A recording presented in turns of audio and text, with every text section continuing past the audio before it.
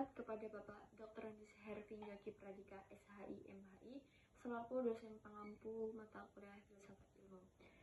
Dan saya Sabitar Damarwah dengan NPM 2421020253. Di sini saya akan mempresentasikan makalah yang disusun oleh kelompok 2 dengan judul Epistemologi.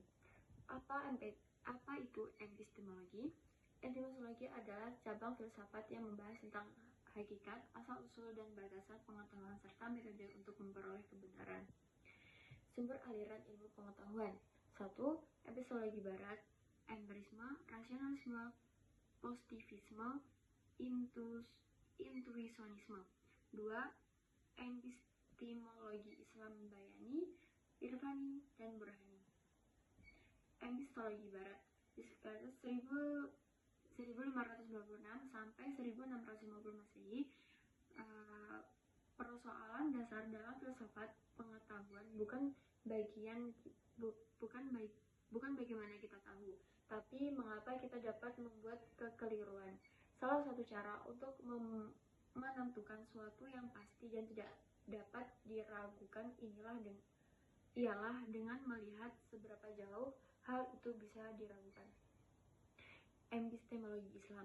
Aliran sumber pengetahuan epistemologi Islam, para ahli mengakui bahwa bangsa Arab pada abad 8 sampai 12 tampil ke depan maju karena dua hal. Pertama, karena pengaruh sinar Al-Quran yang memberi semangat terhadap kegiatan keilmuan. Kedua, karena pergumulannya dengan bahasa asing Yunani, sehingga ilmu pengetahuan atau filsafat mereka dapat diserap serta menjadinya alkulturasi budaya antara mereka. Mengenai pergumulan dan alkulturasi budaya tersebut memang ditunjang oleh ajaran Islam itu sendiri yang inklusif terbuka. Empirisme.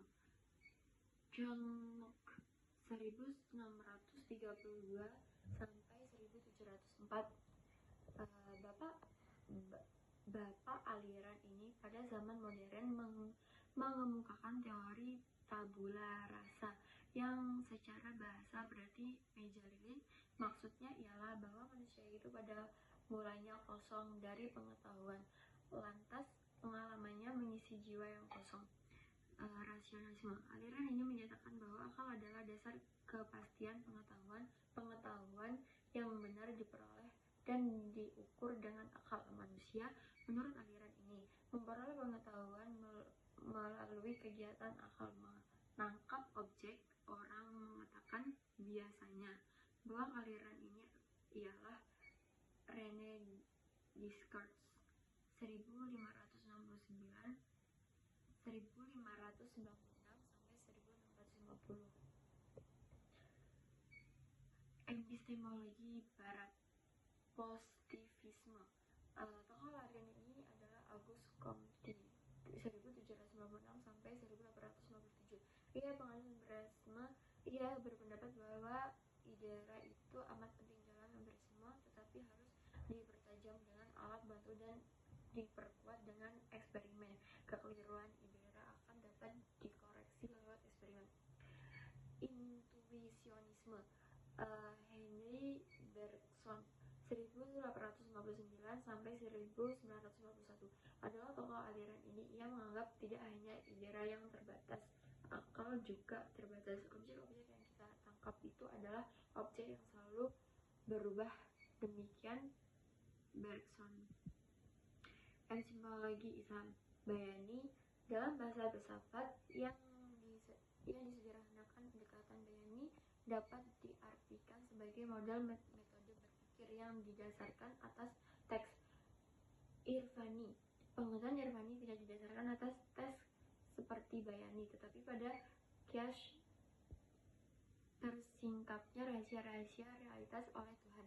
Karena itu pengetahuan Irfani tidak diperoleh berdasarkan analisa teks, tetapi dengan olah rohani, di mana dengan kesucian hati. Burhani. Berbeda dengan Bayani dan Irfani yang masih berkaitan dengan teks suci, Burhani menyadarkan diri pada kekuatan rasio akal yang dilakukan lewat dalil-dalil logika. Bodohnya adalah metodologi yang berpandangan bahwa sumber ilmu pengetahuan adalah akal.